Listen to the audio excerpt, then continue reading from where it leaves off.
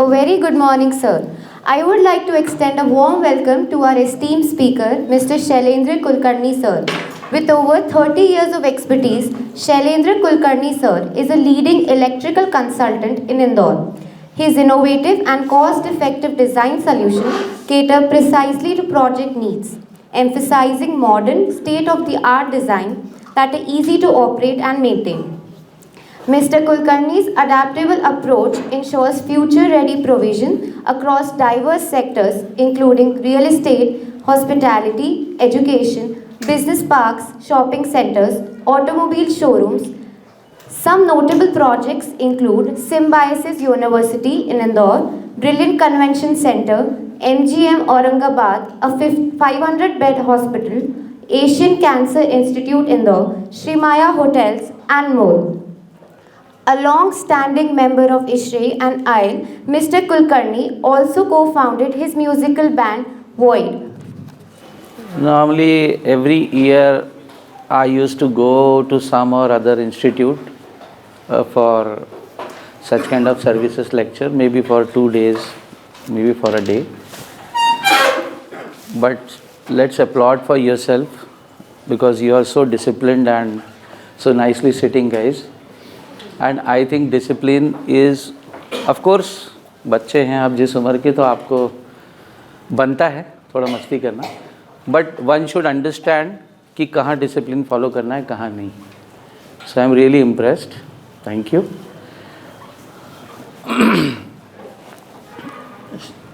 Zoom it this one. See, I am not showing you the whole hospital's layout in this, but I am mainly confiding to this services part and how the major services are planned in terms of electricals, right? Can you show me this part? बस मैं देख रहा था. Yes. From this place, we are entering to the building, right? This is one more future block. This is one hospital coming up on Khandwa Road, right? One of the brother's son is also an architect from IPS, Mr. Patel, right? And this is our waiting area and the main OPD part, right? So I am mainly confiding to how we can reach to this, right? When as an architect, you know, client will never expect you to design these things. But before designing this, how you are going to attempt these places? And this is a challenge, trust me, with me always, because architects keep on asking, इतनी जगह क्यों चाहिए आपको? क्या करोगे? क्या करोगे? So that much insight you people should have, I feel so. When you see to one layout, I think when you are planning those spaces, you should know what all departments you are going to plan, what kind of area you have been given by the client to develop. So then different department comes in, right? OPD and these kind of things normally are kept on ground floors, and maybe in the basements, we also have basements here. In the basements, normally diagnostics and the back-end operation of the hospitals take on place, right? In basements, normally you have to keep some big spaces to maneuver maybe CT, MRI or these kind of equipments, right? Because these are not very easy to transport in, right? So you need to keep these diagnostic and big machines placed very well in advance before planning the whole thing, because that is the major catch. And when it comes to diagnostics, then it comes to blood banks, it comes to OTs, it comes to other pathological examinations and all. Lot many hospitals, what they do, they so many times offlet or they give someone the diagnostic part. But that doesn't really changes the scenario that we have to plan those spaces in advance. Now, there is a big difference. When you say hospital, when it's a clinic, yes, you can probably do with a small, maybe with an LT connection. LT connection is normally served as per the present regulation till 110 kilowatts. So beyond that, you have to go in for an HT connection, right? Now, if you call for a 3 Tesla MRI and CT of 64 slice, then it has to be an HT connection within this only. Then further you have got lot many functions, as I said, right? So normally when we call for an hospital, then we presume that there will be a sort of HT connection and all things we need to provide accordingly. As you can see, since when they started this building, we requested them not to keep our all these things maybe on service floor, because not every place you will have this much area, right? So normally we take service floors in this. Service floors are very well allowed as per the regulations. So normally we try to take either service floor or we take some kind of a service building. So since they have got some horizontal formation, they could give us a service building. This service building is consisting of the kitchen building as well. This is the kitchen block. At the back, they intend to give a small their canteen kind of a thing for patients, relatives and all. Now you can see this is our service area. Now this area is underground. This is STP, right?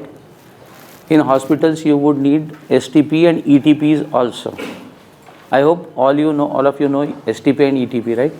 So there will be some power requirement to run this STP also, right? So from services point of view, for any of such identities, you will need some kind of a small panel. So normally the trend is, when you'll see this, they give a pump room also as well.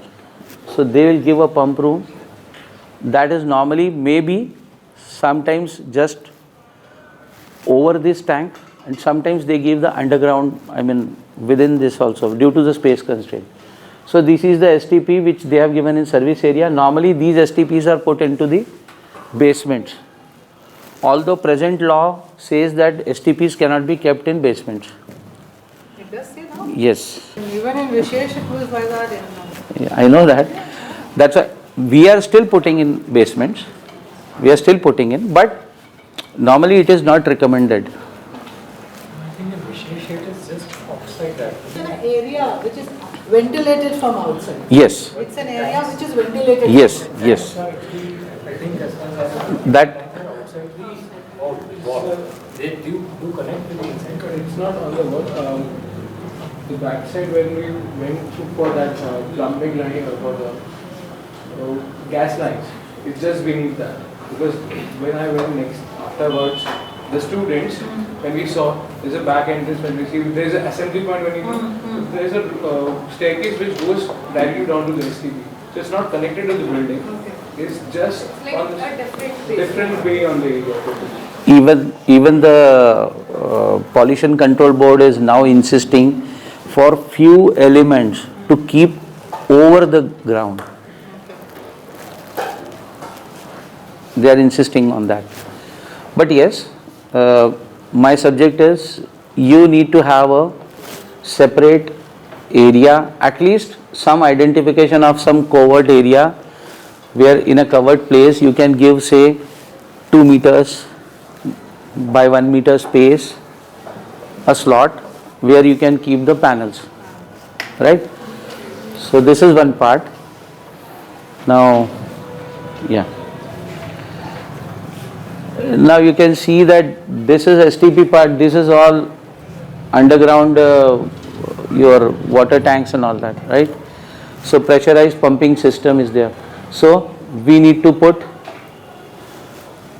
power here also, because these are nowadays, these are HPNs, hydropneumatic pumps, right?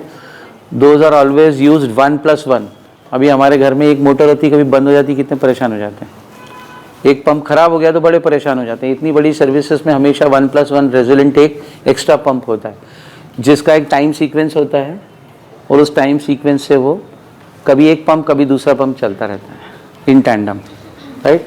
तो उसके लिए भी एक छोटा सा automation, छोटा सा panel, कुछ सेंसर्स, ये सब, उसके लिए भी एक स्पेस।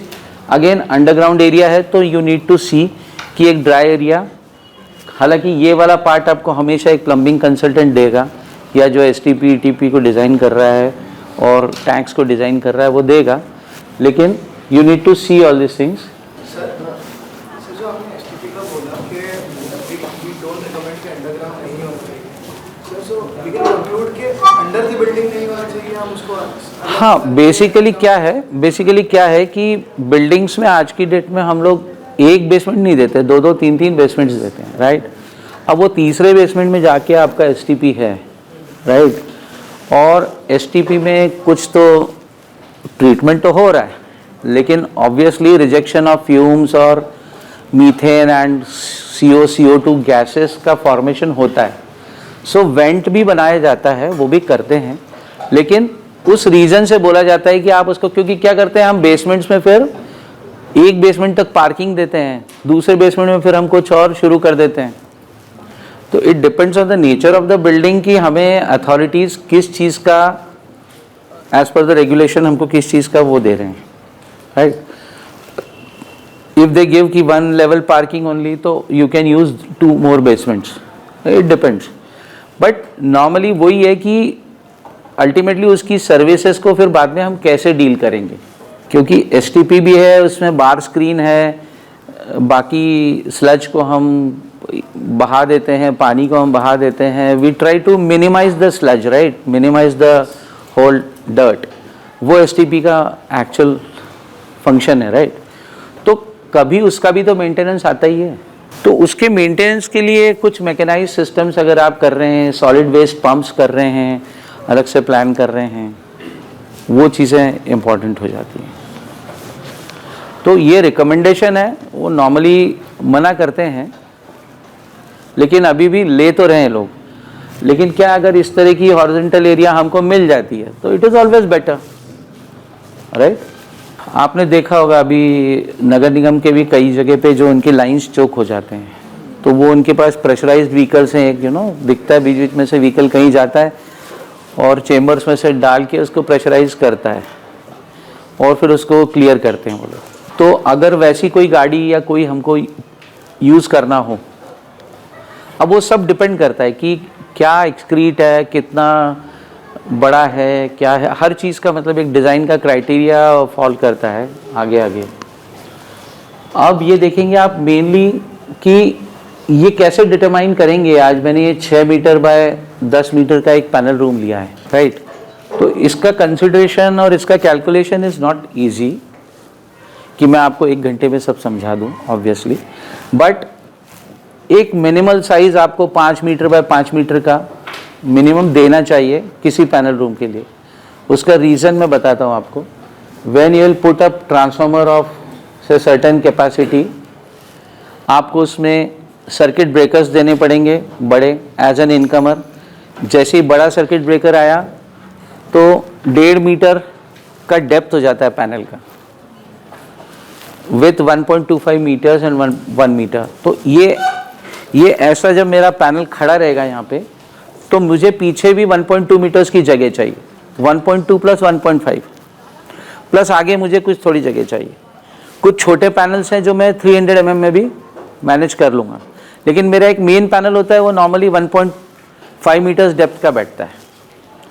तो एक साइड तो आपको 5 मीटर्स करीब करीब कैलकुलेट हो ही गया, 4.5 to 5 मीटर्स। अब लेंथ के अंदर डिपेंड करता है number of feeders, number of departments, कितनी चीज़ें ऐड ऑन हो रही हैं। इसके साथ जब हम HT कनेक्शन लेते हैं तो इसमें एक हमें पावर फैक्टर करेक्शन पैनल भी डालना पड़ता है। बिकॉज हमारे लोड सारे जो हैं वो इंडक्टिव लोड्स होते हैं।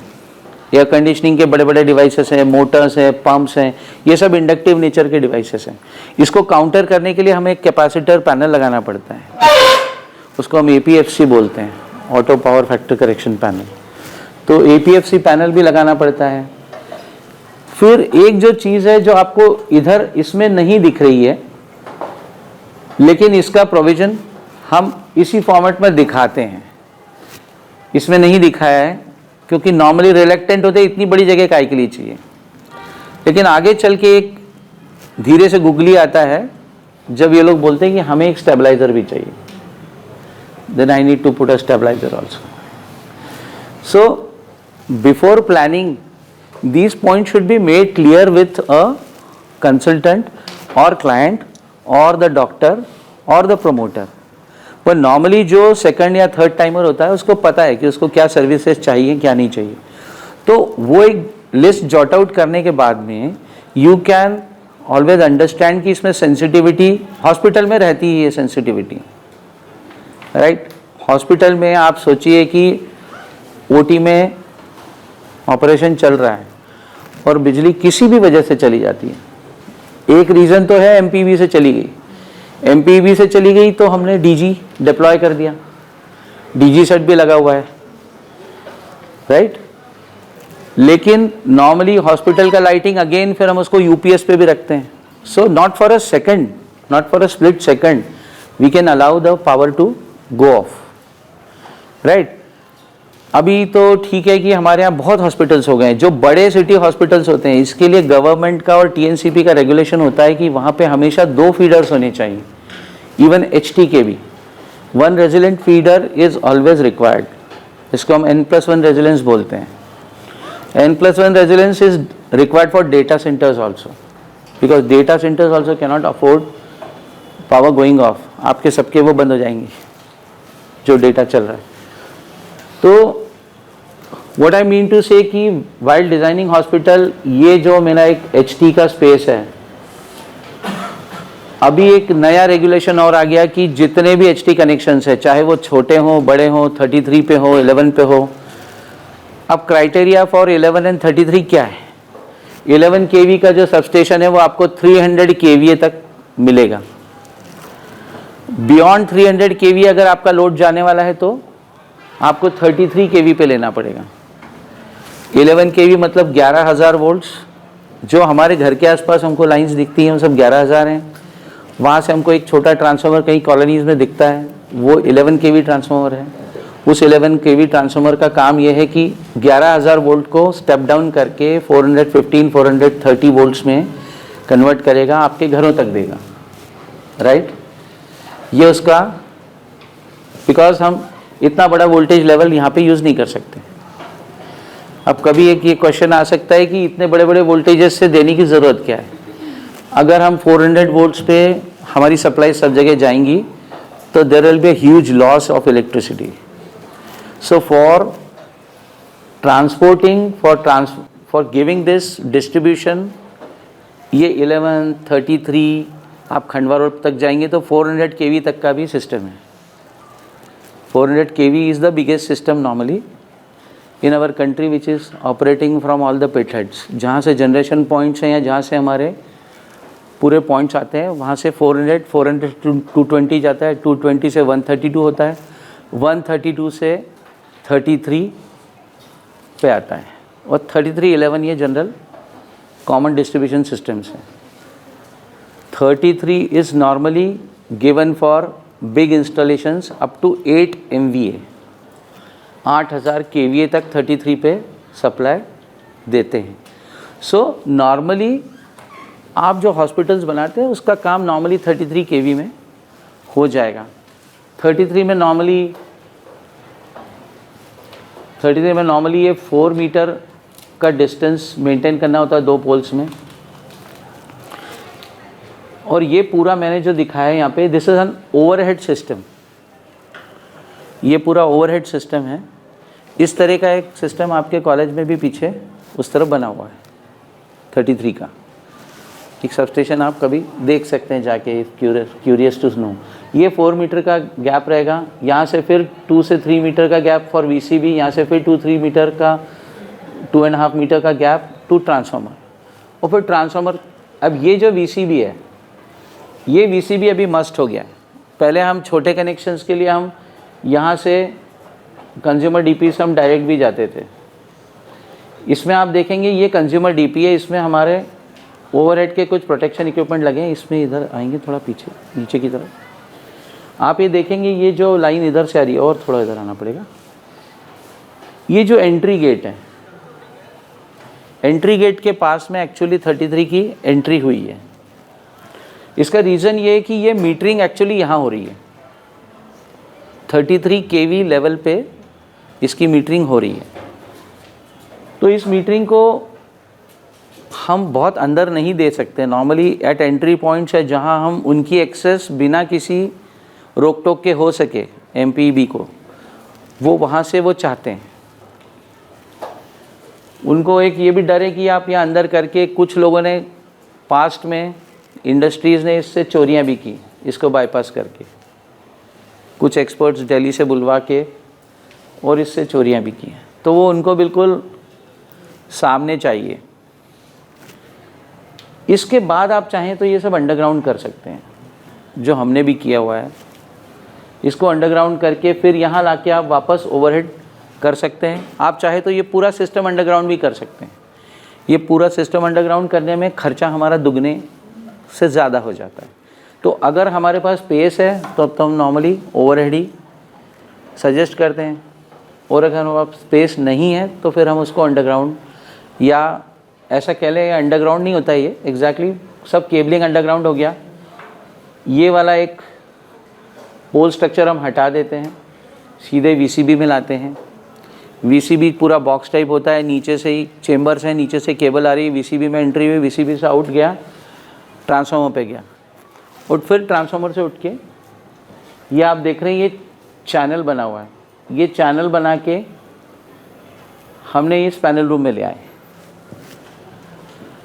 अब अगर हमको इसके बीच में एक स्टेबलाइज़र भी डालना है तो हमें इस चैनल के बाद पहले स्टेबलाइज़र का प्लेसमेंट करना पड़ेगा, बिकॉज सबसे पहले एनर्जी जो आएगी वो स्टेबलाइज़र में आएगी और स्टेबलाइज़र से इधर आएगी। कई लोग ऐसा भी बोलते हैं कि हमें हर फीडर पे स्टेबलाइजेशन नहीं चाहिए, कुछ एरियाज़ में ही स्टेबलाइज़र चाहिए। तो पार्ट लोड पे भी स्टेबलाइज़र लगा के पार्ट लोड पे दे के पार्ट लोड से ये जो है नॉन स्टेबलाइज्ड एरिया भी हो सकता है। कुछ लोग DG बैकअप पूरा मांगते हैं 100%, कुछ लोग नहीं मांगते हैं। लेकिन हॉस्पिटल जैसी जगह पे नॉर्मली 100% DG बैकअप ही मांगा जाता है। अब यहाँ देखेंगे हमारे 2 DG सेट्स खड़े हैं, राइट। और यहाँ से एक तरीका होता है चैनल से जाने का, लेकिन जब हमारा बड़ा लोड होता है तो हमने यहाँ पे नॉर्मली बस ट्रंकिंग दिया है। It is not through a cable, it is a बस डक्ट। एक बस बार होता है जो 4 बस बार यहाँ से कुछ सपोर्ट्स पे से होता हुआ यहाँ पे आ जाता है, जो सीधा पैनल में टर्मिनेट हो जाता है। और ये वो जगह है जो मैंने आपको बोला, ये 1.2 मीटर वाला पैनल मेरा, इसके अंदर मेरा ब्रेकर लगा हुआ है। तो ये मेरा मेन ब्रेकर हो गया। अब आप देखेंगे ये इधर 1 2 3 DG सेट्स भी हैं। ये तीनों DG सेट्स भी मेरे कनेक्ट होंगे अलग अलग इस एरिया में। अब आप देखेंगे DG 1 2 3 जो लिखे हैं, ये एक छोटा DG है, 2 बड़े हैं। इनकी क्या होता है कि we cannot afford the wastage of energy और wastage of diesel, wastage of fuel. So normally these are synchronized. These are synchronized. ये आपस में synchronize हो जाते हैं और जैसे बिजली जाती है उसके 18 सेकंड्स के अंदर, बिकॉज मेरा DG जब स्टार्ट होगा, इंजन स्टार्ट होगा, कभी भी आपने देखा होगा आप कार चालू करते हैं अपनी तो इमीडिएट फर्स्ट मार के नहीं चालू करते हैं ना, शुरू हो जाते हैं। आपने कार चालू की, आप 2-5 सेकंड आपने थोड़ा थ्रॉटल दिया सुबह सुबह, फिर आपने गाड़ी आगे बढ़ाई गियर में डाल के, राइट। तो इंजन को उसका पूरा आरपीएम अचीव करने में करीब करीब 18 सेकेंड्स का टाइम चाहिए, so that it can take the load which is given by alternator on it. तो उसके बाद वो लोड से कनेक्ट होता है, ठीक है। तो ये एक सिंक्रोनाइजिंग का एक पूरा एक ऑटोमेशन सिस्टम होता है, जिससे क्या होता है कि पहले तो एज पर द डिज़ाइन या तो वो ये दोनों डीजी साथ में चालू कर देगा, फिर इसके अंदर एक ईएमएस लगा हुआ है, एनर्जी मैनेजमेंट सिस्टम लगा हुआ है। उस रिले से हमको समझ में आएगा कि भाई क्या पावर अभी चल रहा है। उस पावर को देखते हुए अगर वो एक डीजी सफाइस करेगा सिर्फ, तो वो एक डीजी को धीरे से बंद कर देगा और इस डीजी पे चलाएगा, राइट। फिर वो ये भी देखेगा कि अगर ये डीजी दो एक जैसे समझो 400 केवीए के हैं, 500 केवीए के, और ये 320 का है फॉर एग्जांपल, तो वो ये भी देखेगा कि मेरे का वो परम्यूटेशन कॉम्बिनेशन क्या है। तो या ये चलाएगा या ये चलाएगा या सिर्फ ये चलाएगा, और बहुत ऑप्टिमाइज्ड लोड। रात के वक्त कोई ओटी चालू नहीं है, नॉर्मली ऑपरेशंस इवनिंग के बाद नहीं होते हैं, ओटी चालू नहीं है, किसी प्रकार का एमआरआई सीटी का भी लोड नहीं है। तो it is just a general functioning, lift चलती हैं, रूम्स के एयर कंडीशनिंग चलते हैं, तो तब उस टाइम पे ये डीजी ऑपरेशन में आ जाता है, ठीक है। तो द कॉन्सेप्ट बिहाइंड, अब इसमें कई लोग एक ही डीजी से भी काम चलाते हैं, वो बोलते हैं नहीं भाई इतना हम लोगों को नहीं स्पेंड करना है अभी, but ultimately it is going to at some point of time, because load जो है,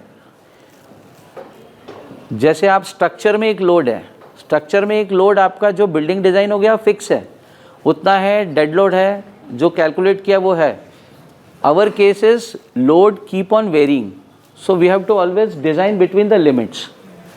मेरा मिनिमम पॉसिबल लोड क्या हो सकता है और मेरा मैक्सिमम पॉसिबल लोड क्या हो सकता है, उसी के बेसिस पे मेरा ट्रांसफार्मर सिलेक्शन और ये सब चीज़ें होती हैं।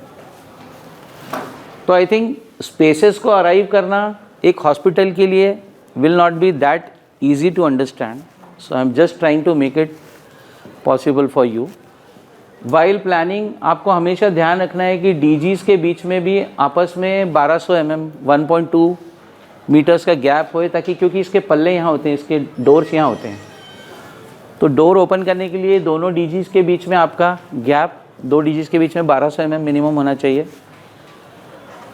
और ये जैसे हमने 6 मीटर बाय 10 मीटर के आसपास ये करीब हमने ये रूम लिया है। इतना बड़ा रूम हर जगह लेना ज़रूरी नहीं है। You have to go back to your drawing boards, आप क्या चीज़ें प्लान कर रहे हैं, डायग्नोस्टिक्स है कि नहीं, जैसे मैंने आपको पहले बोला, उन सब के बेसिस पे वो आगे आगे चल के ये चीज़ें डिराइव होंगी। बट येस, अगर एक बड़ा इंस्टॉलेशन है तो you should take a proper help and not after designing of your whole building, it is prior to designing that building, right। एक पैनल रूम बना दिया, पैनल रूम बिल्डिंग में एक दे दिया, ये नॉर्मली करते हैं, गलत नहीं है, बिकॉज उनको उतना इंसाइट हो नहीं सकता। जैसे मैं नहीं बता सकता कि कौन सा रूम कैसे डिज़ाइन होगा एज अ सर्विस पर्सन, वैसा आर्किटेक्ट भी वो एकदम से, क्योंकि उनका स्ट्रीम नहीं है वो, तो वो भी नहीं ऐसा एकदम से इमीडिएट कर सकते। तो आई ऑलवेज रिकमेंड कि आपको किसी न किसी से हेल्प ले लेना चाहिए, may not be a professional help, आप किसी भी जानकार से पूछ सकते हैं, so that you can give a reasonable space, जिससे कल को आपका प्रोजेक्ट में प्रॉब्लम नहीं आए। सबस्टेशन ये है जो अभी दिखा है आपको, ये बड़ा ट्रांसफार्मर, ये सबस्टेशन है, ये सबस्टेशन है। सबस्टेशन मीन्स एक बड़ा जेनेरिक टर्म है, बेसिकली वहाँ आप अपने एचटी के इक्विपमेंट रख रहे हैं, और वो जो मैंने बताया आगे से आ रहा है, that is basically a metering point. आपको 11 kV पे जहाँ से सप्लाई दिया है वहाँ से उसकी मीटरिंग होती है। तो उनको एचटी कनेक्शन का सबसे बड़ा और एक एडवांटेज ये भी है, एडवांटेज बोल लो जो भी, MPB person is not required to come to your place here, कहीं भी नहीं आएगा वो। मैं एमपीबी की बात कर रहा हूँ, इसमें 2 डिपार्टमेंट्स रोल में आते हैं। एक डिपार्टमेंट होता है जिसको हम कहते हैं electrical safety department. Electrical safety department can definitely come and supervise and see this and can advise कि ये आपका इंस्टॉलेशन में सेफ्टी प्रोटोकॉल्स का फॉलो नहीं हुआ है. लेकिन एमपीईबी जो है वो हमारे आगे उस टू पोल स्ट्रक्चर होता है, उसको हम नॉर्मली MEDP बोलते हैं, metering equipment double pole structure. So normally this MEDP is placed at the entrance, may be in some corner. फिर इसमें आप लोग कभी देखेंगे, अभी बहुत सारे लोगों का आपने पूरा प्लान हमारे करने के बाद एक वास्तु महाशय आते हैं, बोलते हैं ये सब गलत है, ये वास्तु के हिसाब से यहाँ नहीं होना चाहिए. सो आई रिकमेंड कि इतनी मेहनत पहले करने की बजाय अगर वास्तु फॉलो करना है, इस बारे में मेरा कोई से नहीं है कि वास्तु सही है या गलत है, लेकिन अगर करना है तो उसके लिए बहुत पहले से हमको प्लानिंग सारा वैसा रखें. वास्तु के हिसाब से आप लोगों को एनर्जी किधर किधर रह सकती है आपको पता ही है. एक नॉर्थ वेस्ट में और नॉर्मली साउथ ईस्ट में, ये दो हम नॉर्मली जगह हम खुद ही आजकल ले लेते हैं और इतना मिनिमम फॉलो कर लेते हैं. तो ये जो एंट्री पॉइंट है, अब इसमें भी काफ़ी सारे है ना, वास्तु के हिसाब से हम वास्तु वाले को समझा सकते हैं साहब एनर्जी यहाँ से आ रही है, फिर भी वो बोलता है चलो आ तो यहाँ से रही है, लेकिन बाकी ओवरऑल इसमें किधर है, किस कोने में है, आपका पैनल रूम किधर है, ये 2-3 चीज़ें पूछता है. तो वो आपको थोड़ा समझ के करना चाहिए. This is one hospital naming Veda. It is in Ujjain. It is a bit one year, 1.5 year old project. So you will see that VCB is not kept here. Secondly, this is an 11 kV substation. So the pole distance would be 3000 mm, 3 meters. So you can have 3 meters of distance, half meter to be kept. This is a very, very space restrictive kind of a project. So we have designed in one line, and since we got this thing to enter for other things also, so we had to design this in a single line. So this is a kind of hospital or an installation which is normally quite common. These kind of spaces, less space, bit smaller transformer. This 400 kVA transformer is selected due to the reason that we can go in for maximum 300 kVA demand. So you can see this now. We have not shown that here MEDP is there already, right? You can see here these are DG sets. Now DG sets are just above the the grease trap and all desilting chambers and not, right, percolation well के आसपास रख के इधर से किया है. अब ये दोनों DG सेट्स भी यहाँ से हम हमारे पैनल रूम तक लेके गए हैं. अब आप देखेंगे ये पैनल रूम हमें बेसमेंट में मिला है, and I would not at all recommend to go in basement. ये स्पेसिफिकली इसलिए लाया हूँ मैं दिखाने के लिए कि बेसमेंट में रखने का प्रॉब्लम सिर्फ एक होता है. बेसमेंट में हम सारी ऑपरेशंस करते हैं, सब चीज़ें करते हैं, पार्किंग्स होती हैं, लेकिन जो अभी इकोलॉजिकल बैलेंस जिस प्रकार का बना हुआ है, आप देखेंगे कि हर 4-5 साल में एक बार ऐसी पानी गिरता है 10-12 इंच टाइप, वो किसी भी एरिया में गिर सकता है, राइट. फॉर दैट डे आप टोटली वो हो जाओगे, स्ट्रैंडर्ड हो जाओगे, और पेशेंट्स हैं आपके पास. ऐसी स्थिति में ये स्थिति सबसे गंभीर और ख़राब स्थिति है. तो नॉर्मली हम बेसमेंट्स में नहीं बोलते हैं, और फिर लगाते भी हैं तो बेसमेंट्स के अंदर हम उनको पैनल्स को थोड़ा उठा लेते हैं, राइट. बेसमेंट्स जब भी डिज़ाइन होते हैं तो उसके अंदर भी पानी अगर आ जाए तो उसको किस प्रकार से इवैक्यूएट करना है, कैसे निकालना है, उसके सिस्टम्स होते हैं. उसके कुछ ट्रेंचेस बना के चेम्बर्स तक लेवल से लेके जाते हैं और वहाँ पे से पंपिंग करके बाहर निकालते हैं. तो रूटीन में तो हम ये करते ही हैं। अगर रूटीन में कभी कोई उतनी ही बारिश हो रही है जितनी संभाल सकें तो हमारा बेसमेंट हम तुरंत खाली करते हैं। हमारे पंप्स डिप्लॉयड होते हैं, ये सारे ऑटोमेटिक प्रेशर बेस्ड पंप्स होते हैं। जैसे ही पानी आया चैम्बर में वो अपने आप चालू होके उसको थ्रो कर देंगे पानी को बाहर। तो उसकी एक, अगर हम कुछ नहीं कर पा रहे हैं और बेसमेंट में हमारे पास थोड़ी हाइट्स हैं तो हम क्या करते हैं, जैसे कुछ मॉल्स में हमको करना पड़ा, हाइट्स अच्छी रहती है मॉल्स में, तो हमने उसको रफली 2 फीट अराउंड 600 750 हमने पूरा एक स्टील का एक पूरा वो बना दिया स्ट्रक्चर, उसमें चढ़ने की सीढ़ी बना दी। इट इज़ नॉट रिकमेंडेड, क्योंकि क्या होता है कभी आप बड़ा एक्सीडेंटल होता है, you know, you have to reach panel, और आप ऐसा सीढ़ी चढ़ के इधर उधर से जगलरी करके वो पैनल तक जा रहे हो, is not recommended. But it is better कि हम कुछ ऐसा करके छोड़ें। सीढ़ियाँ छोटी ना बनाएं, बड़ी बनाएं, चौड़ी बनाएं, वो आप लोगों का विषय है, किस तरह से फॉल नहीं हो, एक्सीडेंटल फॉल नहीं हो। और हम उस पैनल को, क्योंकि क्या है पैनल, हम जब भी हमारे पास पैनल पे हाइट हो सकती है रूम की, बट हमारा यूसेज जो है ना वो मैक्सिमम 2.1 मीटर तक ही जाता है। So I can not design panel height beyond 2.1, लेकिन हमें नीचे से ऊपर से केबल्स भी टर्मिनेट करनी होती हैं। तो हम क्या करते हैं, ये जैसे मैंने आपको बताया, ये आइडिया भी कई जगह करते हैं कि हम उसको 2 फीट या 600 mm हम उसको रेज़ कर देते हैं, उसको रेज़ करके पैनल उसके ऊपर रखते हैं ताकि हम वापस 2.1 मीटर तक हमारा काम कर सकें। तो यहाँ बेसमेंट में है, और ये बेसमेंट से कनेक्टेड मेरी ये इलेक्ट्रिकल शाफ्ट है। ये इलेक्ट्रिकल शाफ्ट मेरी पूरी थ्रू ऊपर तक कनेक्ट हो रही है। ये आप देखेंगे कि इस सारे डिज़ाइन में ना, मैंने जो पार्ट उधर आपको नहीं बताया वो है अर्थिंग्स का। तो काफ़ी सारे अर्थिंग्स लगते हैं इसमें, और इसको आप थोड़ा वो करें तो एक मेरा कभी इसमें अर्थिंग का वो है क्या, हाँ, ये इसमें एक अर्थिंग का शेड्यूल है। अब इसमें मीटरिंग यूनिट के लिए, सब स्टेशन के अंदर एक लाइटनिंग अरेस्टर होता है, उसके लिए ट्रांसफार्मर, आउटडोर कियोस्क पैनल, 2 पोल स्ट्रक्चर के लिए, ट्रांसफार्मर का न्यूट्रल के लिए, डीजी सेट के लिए, body earthing, neutral earthing, panels और डीबीज के लिए, यूपीएस डीबीज के लिए अलग से लगता है।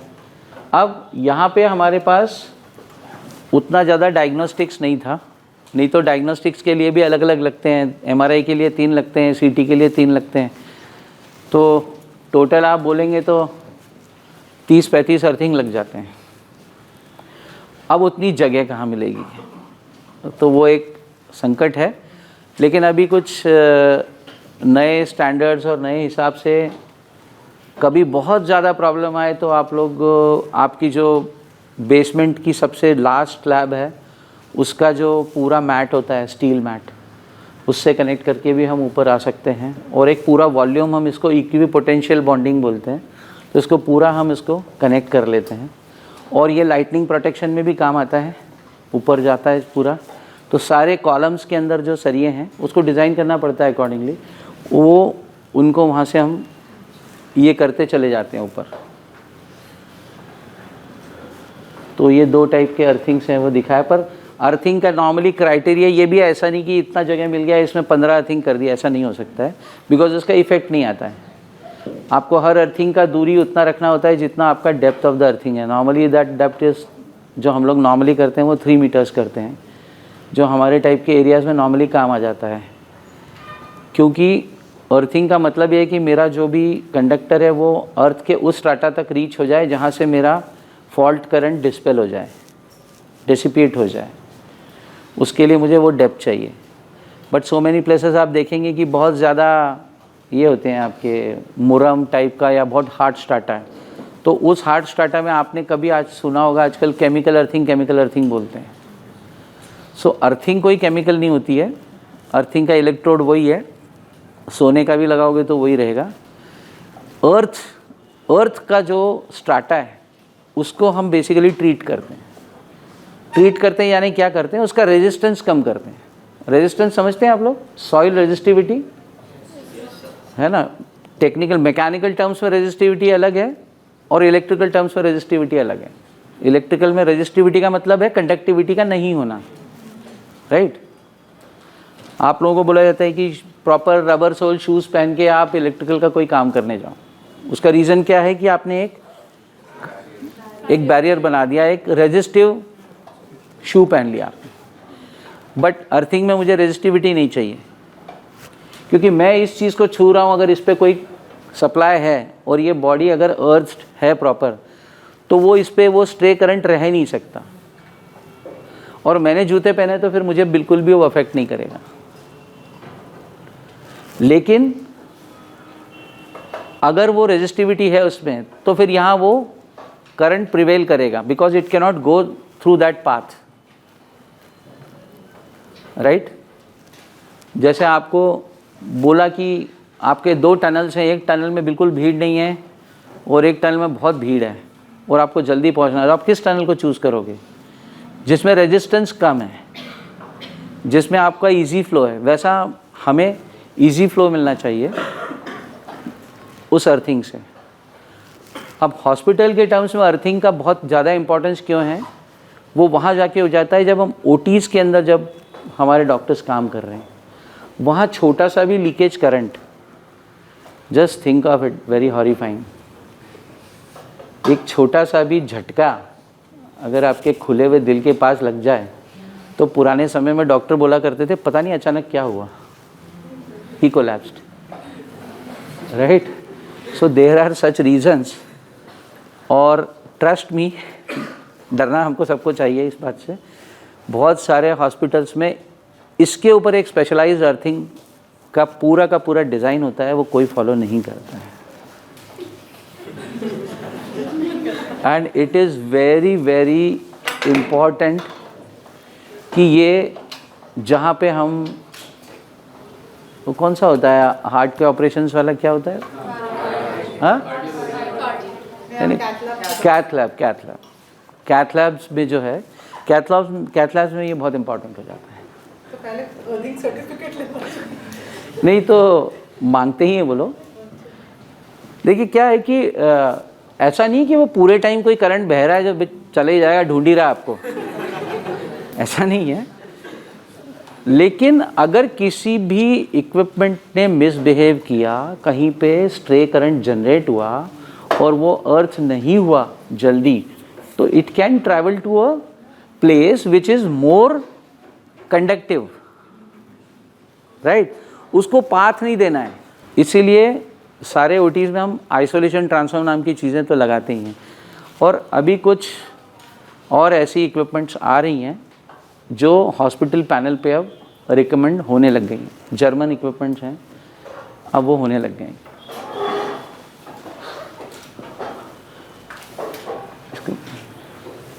इसमें मैंने आपको की क्या साइजेस होती है? कौन सी अर्निंग के चेंबर्स अर्थिंग के चेम्बर्स नॉर्मली तो 1 बाय 1 के रहते हैं। मीटर बाय 1 मीटर नहीं, 1 फीट बाई 300 बाई 300।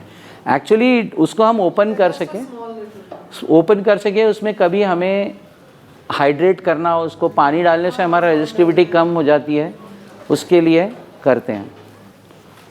और दूसरा ये कि वो एज एन इंस्पेक्शन चैम्बर काम आता है, क्योंकि मेरे को ये अर्थिंग में तो कनेक्ट करता चला जाऊंगा इधर से भी।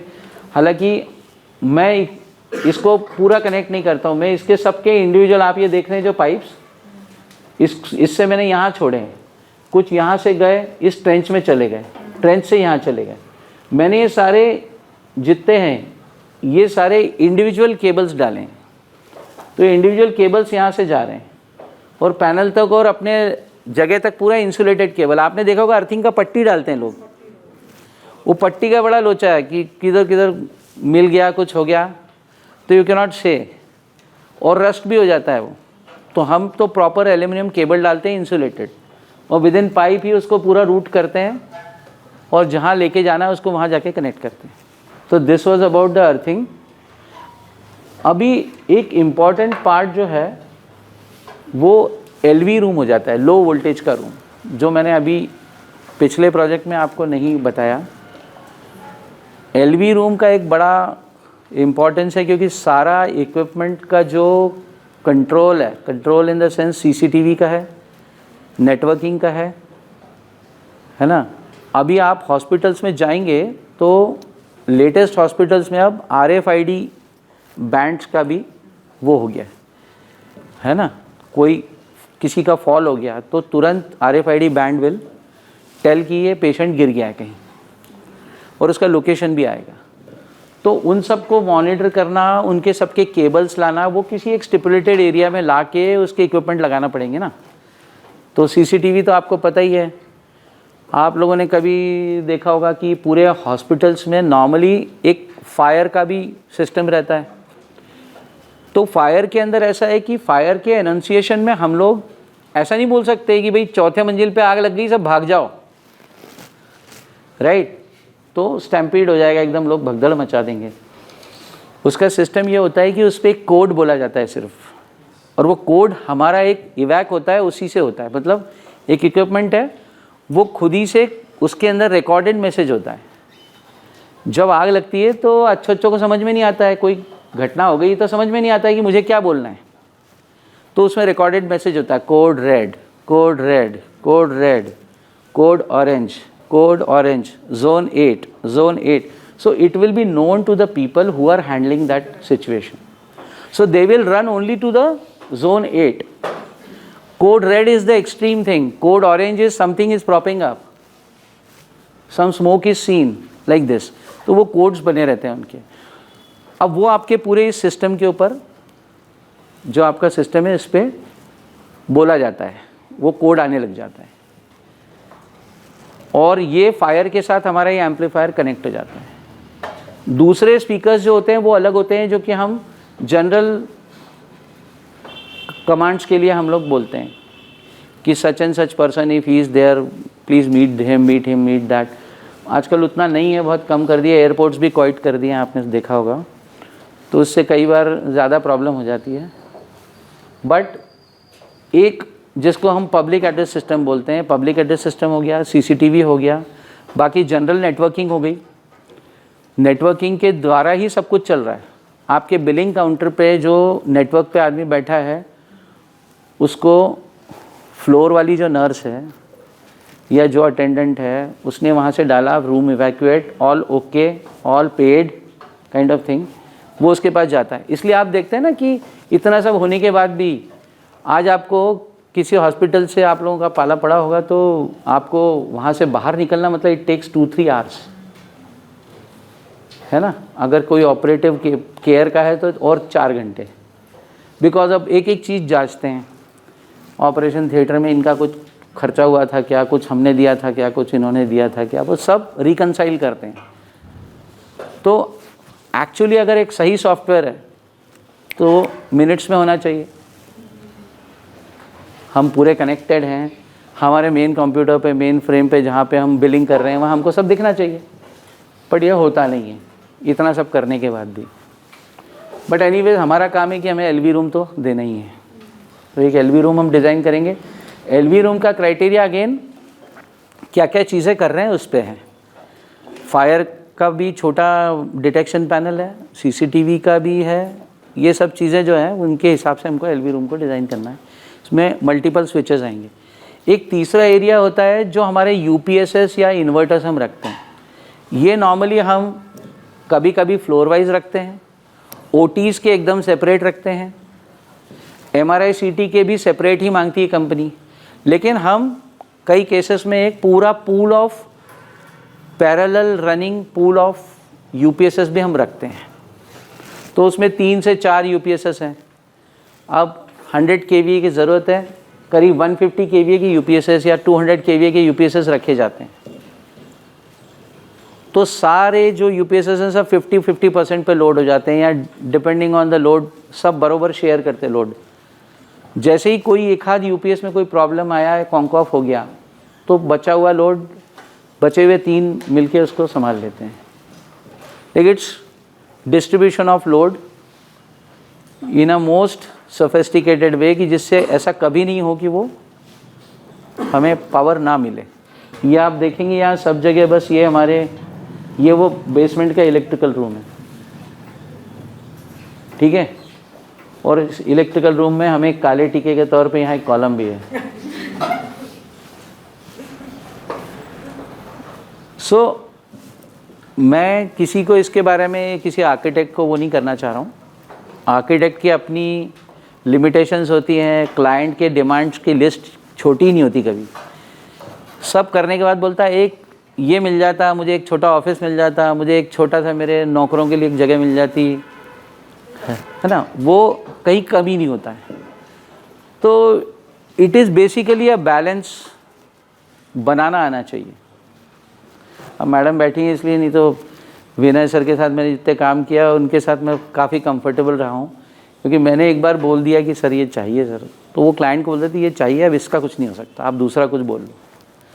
तो थोड़ा आपको एज एन आर्किटेक्ट आपको भी थोड़ा स्ट्रांग होना पड़ेगा और थोड़ा इंश्योरेंस कंपनी की तरह डराना भी पड़ेगा कि ऐसा हो गया तो ऐसा हो जाएगा, ऐसा हो गया तो ऐसा हो जाएगा, यू नो, मतलब रिपरकेशंस तो बताने पड़ेंगे ना, क्योंकि क्लाइंट एकदम एंड में जाके हाथ उठा लेता, मुझे कुछ भी नहीं पता, मैं नॉन टेक्निकल आदमी हूँ, है ना, मुझे थोड़ी आपने बोला था ये ऐसा कर दूंगा तो आग लग जाएगी। तो you have to tell them कि भाई ये मत करो, नॉट सेफ। ये देखिए क्या है, इनका बहुत इंपॉर्टेंस है। मेरे को सबसे ज़्यादा प्रॉब्लम प्लम्बिंग वाले ही देते हैं, या उनको ऐसा लगता है मैं उनको प्रॉब्लम दे रहा हूँ। लेकिन होता ही है नॉर्मली कि आप हमेशा प्लम्बिंग पहले प्लान करें, राइट? क्योंकि प्लम्बिंग वाला हमेशा बोलता है कि मेरा लेवल नहीं मिल रहा है ना, केबल तो आप थोड़ी ऐसी ऐसी करके ले जाओ, कोई दिक्कत नहीं है, लाइक राइट। दूसरा ये कि जो स्पेसेस बचती हैं ये मुझे संभालनी पड़ती है फॉर अर्थिंग्स। दूसरा ये कि अगर बेसमेंट है तो मैं यहाँ पे नहीं आ सकता अर्थिंग्स के लिए, क्योंकि क्या होता है मेरी एक साइड तो बेसमेंट की दीवार में मेरा अर्थिंग उतना इफेक्टिव नहीं रहता है, मेरे को 25 से ज़्यादा % तो मैं कट ऑफ हो गया। अब ये भी करते हैं हम, ये जैसे ये आपको यहाँ पे पहले हमने कोशिश की थी यहाँ रखने की, फिर ये इसके ओपनिंग्स पहले पता होने चाहिए। फिर आपकी ये जो स्लैब डालते हैं, ये स्लैब में हम आपको बताएंगे कि 2000 kg का वज़न है, पॉइंट लोड नहीं है, डिस्ट्रीब्यूटेड लोड है। फिर आप इसकी जो ये डिज़ाइन कराएंगे स्लैब जो कि ज़मीन लेवल पे, इसके ऊपर हम हमारा डीजी रख सकेंगे, लाइक दिस। ये सब भी जगलरी करना पड़ती है जहाँ स्पेस की प्रॉब्लम्स होती हैं। ये देखिए मैंने आपको बोला था अंडरग्राउंड, इसको थोड़ा सा ब्लॉक कर दीजिए, जूम कर दीजिए। हाँ, ये देखिए ये सारा अंडरग्राउंड ये है पंप रूम है। तो ये सेंट्रीफ्यूगल फीड पम्प्स हैं यहाँ से। रेडियो एक्टिव रूम के लिए तो देखिए ऐसा है कि बहुत उनका एक डिपार्टमेंट है ARI का, तो उसमें आपको उनसे उसकी वो लेनी पड़ती है। नॉर्मली जो उसके राफ्ट्स या जो पूरे वॉल्स ही बनते हैं वो रफली 1 मीटर के होते हैं। अगर आप कैंसर ट्रीटमेंट और इसके हिसाब से आप रेडियो एक्टिव एरियाज़ की बात कर रहे हैं, राइट, तो उसके अंदर हमारा डायरेक्ट दखल नहीं होता है, लेकिन वो जो लेआउट बनता है वो लेआउट बनाने के बाद में अप्रूवल के लिए जाता है, और वो एक काफ़ी टीडियस प्रोसेस है, और उसको कंफर्म करने के बाद ही हम उस हॉस्पिटल में वो एरिया आगे बढ़ सकते हैं। तो उसमें इलेक्ट्रिकल का ऐसा मतलब इलेक्ट्रिकल एनर्जी तो वहाँ भी यूज़ होती है, लेकिन उनके भी स्टैंडर्ड कमांडमेंट्स हैं कि उसमें कितना दूरी रहेगी, उसके अर्थिंग्स अगेन सेपरेट होते हैं, उसकी ट्रेंचेस होती हैं, उन ट्रेंचेस से हम ट्रैवल कर सकते हैं। बाकी 1 मीटर की वॉल्स होती हैं, 1 मीटर्स की, या जो भी उसका पेनिट्रेशन लेवल है उसके हिसाब से वो डिज़ाइन होएगा। So it will depend on that penetration कि कितना पेनिट्रेशन वहाँ पे है रेस का। एक तीसरा देख लीजिए, as I told you sometimes the buildings are already made, right. भमोरी पे ये एक बिल्डिंग पहले से बनी हुई थी जो मिस्टर गौतम के लिए, और एक मारुति का शोरूम होता था, उसको बाद में कन्वर्ट किया गया ACI हॉस्पिटल में, Asian cancer institute later on. तो ये वो है। और ये आप देखिए कि पैनल रूम से भी UPS रूम बड़ा है। Can you see this? There are 2 reasons. One is it's in basement. तो मैंने एक इम्पॉर्टेंट पॉइंट आपको बोला नहीं, जो मुझसे मैं रह गया बोलना, कि आप बेसमेंट्स में कोई भी हीट जनरेटिंग इक्विपमेंट्स रखते हैं तो आपको उसकी हीट को इरेडिकेट करने का, हीट को इवैक्यूएट करने का आपको साधन करना पड़ेगा, राइट। अब बेसमेंट्स में नॉर्मली वैसे ही हवा का सर्कुलेशन कम है, तो you have to plan a proper basement ventilation in case you are keeping these things in basements. तो यू कैन सी, ये देखिए जैसे ये कुछ, ये आप देख रहे हैं, ये नीचे के बेसमेंट का है, ये इस बेसमेंट का है, ये सारी शाफ्ट्स हैं जिसके थ्रू इनलेट ऑफ एयर और आउटलेट मतलब एक सर्कुलेशन बनाया जाता है। This should be anyway given in all basements. या Forget about it. Forget about this, नहीं, बट उससे मेरा कहने का मतलब है कि if you are really planning for these kind of things, then the heat generation will be more. And if you are planning for a parking also in the same area, then the exhaust contains CO, carbon monoxide. That is hopeless. Not that मैं किसी project के बारे में कुछ बोल रहा हूँ, लेकिन आप लोगों ने स्पेशली जो TI नाम का जो मॉल है, इसमें कभी आप अपना अंडरग्राउंड, इसमें आप कभी पार्क करने जाएंगे तो कुछ फेलियर वहाँ पे है, मतलब आपको एकदम इमीडिएट समझ में आ जाएगा कि I am not a safe area, या मेरे को एकदम घुटन होने लगेगी, right. So it is due to the improper evacuation of that stale और दैट CO2।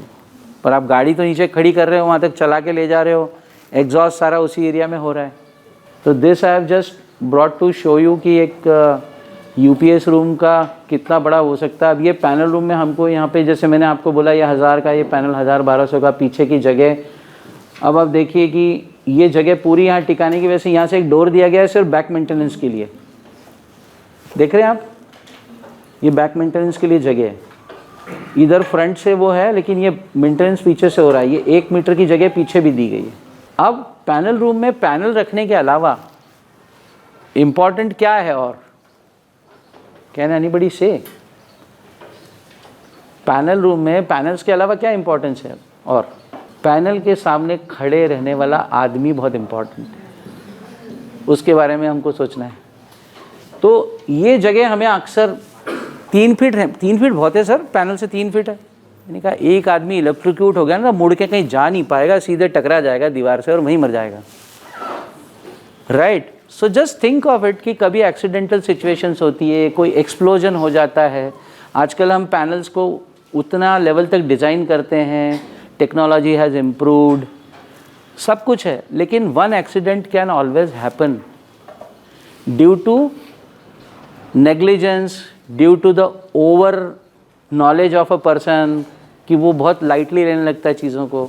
तो ऑपरेटर की सेफ्टी के लिए ये जो जगह है ना, ये जगह बहुत ज़रूरी है, और ये जगह 4-5 फीट होना चाहिए। अब आप पैनल रूम कभी भी डिज़ाइन करें तो पैनल, छोटा पैनल रूम भी है तो 1 फीट का पैनल आएगा, छोटा पैनल 1 फीट गहराई का, लेकिन उसमें 5 फीट खड़े रहने की जगह चाहिए। तो हम नॉर्मली कहते हैं आर्किटेक्ट से कि साहब आप तो हमें एक ऐसा कोवेट एरिया बना दो, आप पैसेज ले लो भले, हमें रूम मत दो, क्योंकि हमें पूरा पैसेज मिल रहा है काम करने के लिए। जब ज़रूरत है हमने थोड़ा रोक दिया, लोगों को काम कर लिया, वापस बंद कर दिया। सो it is not always necessary कि आप एक छोटा सा रूम, बस एक पैनल रूम बना दें।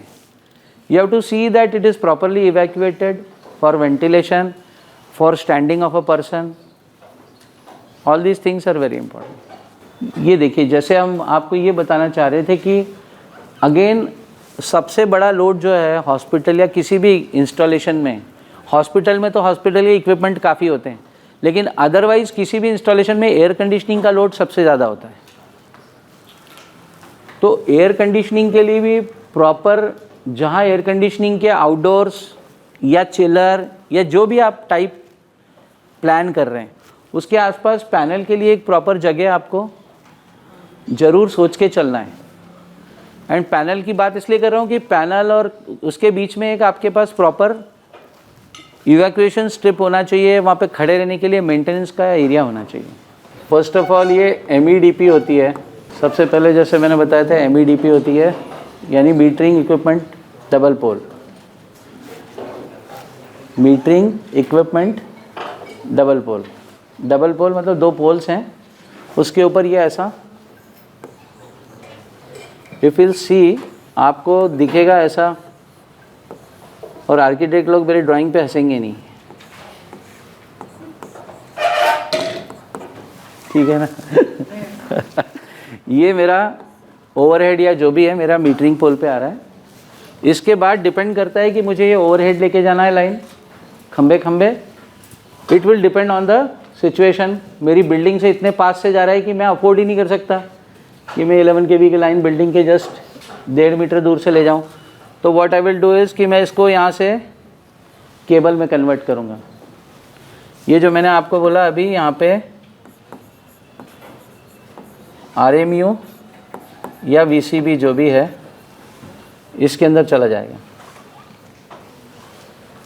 इससे पहले अगर जगह है तो मेरा एक इक्विपमेंट डबल पोल आएगा, इसको हम इक्विपमेंट DP बोलते हैं। जब नॉर्मली ये अभी छोटे इंस्टॉलेशन के लिए ज़रूरत नहीं थी तो हम यहाँ पे सीधा इक्विपमेंट DP लगाते थे। इसमें आपने देखा होगा ऐसे कई सारे इक्विपमेंट रहते हैं, देखा होगा ना, ऐसा देखा हुआ याद आ रहा है? ये देखा है ना आपने? ये इसमें एक AB स्विच होता है, एक इंसुलेटर होता है और फिर हम वो ट्रांसफार्मर पे आते हैं। तो ये हम इस तरह से चले जाते हैं। सॉरी,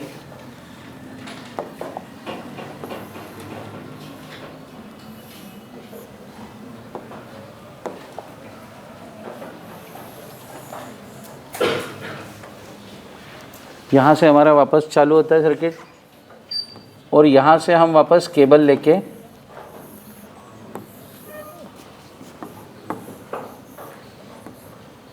VCB या छोटे केस में RMU ले सकते हैं हम, रिंग मेन यूनिट बोलते हैं, ring main unit.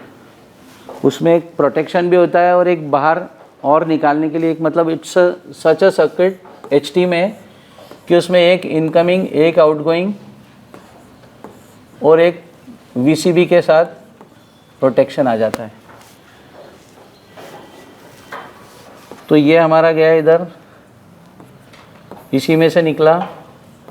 Plinth mounted हमने एक ट्रांसफार्मर रखा है, ये प्लिंथ है,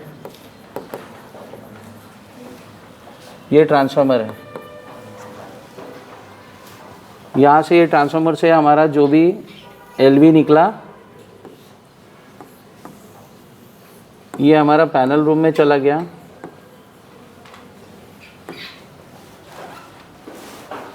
राइट, तो ये एक बेसिकली सीक्वेंस है। अब ये चीज़ें जो हैं सारी, इसके लिए हमें या तो फिर हम पूरा ट्रेंच बना लें या फिर हम इसके लिए पाइप चेम्बर्स का इस्तेमाल भी कर सकते हैं। It all depends on situation, cost and requirement.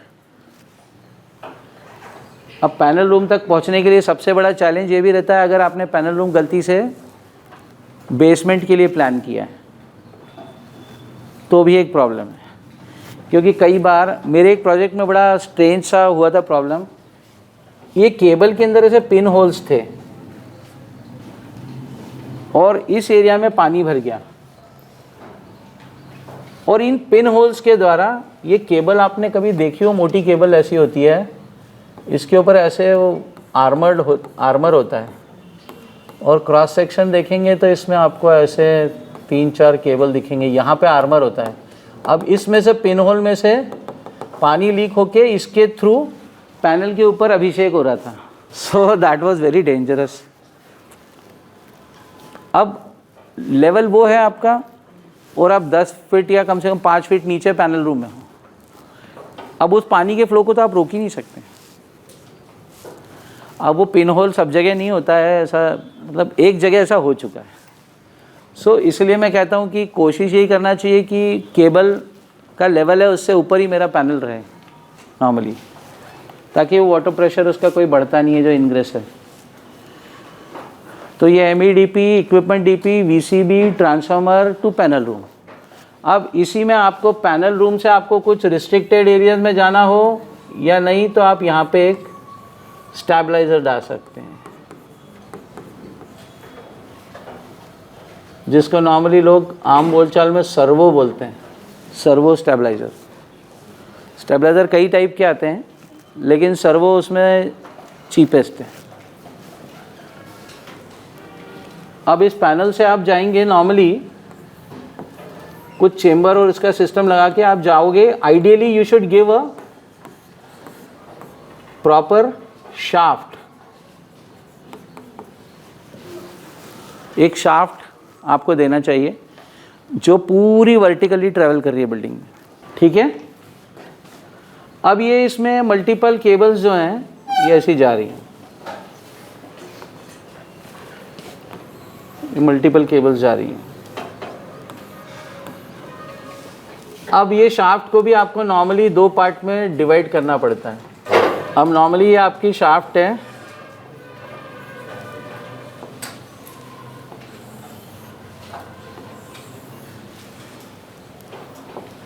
इसके अंदर एक तरफ से आप पूरे, अब ये देखिए ये एक तरह से ये एलवी का पार्ट जा रहा है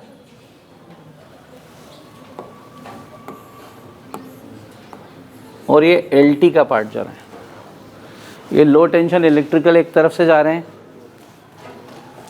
और लो वोल्टेज एक तरफ से जा रहे हैं, फॉर एग्जांपल. अब इसी के अंदर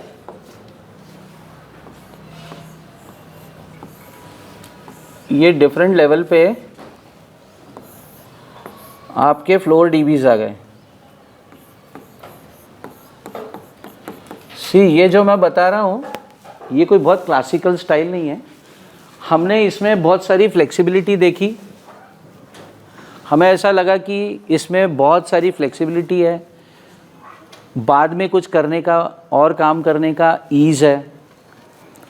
इसमें केबल्स भी ले जा सकते हैं, इसमें वायर्स भी ले जा सकते हैं, इसलिए एक शाफ्ट बना देना is always a good thing. अभी शाफ्ट मैंने बताई है, मुझे अभी किसी ने पूछा नहीं है पर मैं बता देता हूँ कि ये ऐसा शाफ्ट है जिसका डेप्थ इज़ अराउंड 450 और इसमें पीछे कहीं ना कहीं हम ऐसे कट्स ले लेते हैं 100 mm के.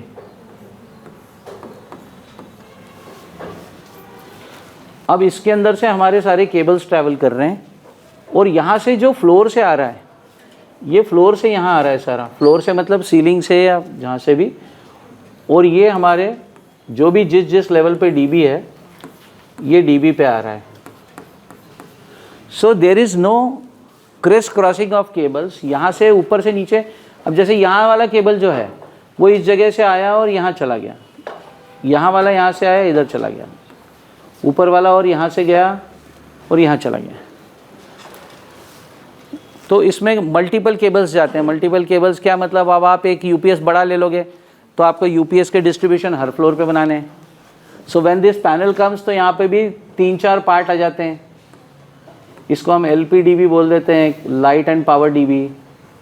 एसी के लिए कोई तो एसी डीबी, यूपीएस के लिए तो यूपीएस डीबी, इन्वर्टर का है तो inverter DB, so on. Right. Stabilised, non stabilised. कई जगह ऐसा भी होता है, कुछ लोग बोलते हैं नहीं ये डीजी रखने की जगह ही नहीं है और इतने में ही चलाना है. Then what we do is हम एक पार्ट और डीजी नॉन डीजी कर देते हैं. ये डीजी पे है, ये नॉन डीजी है.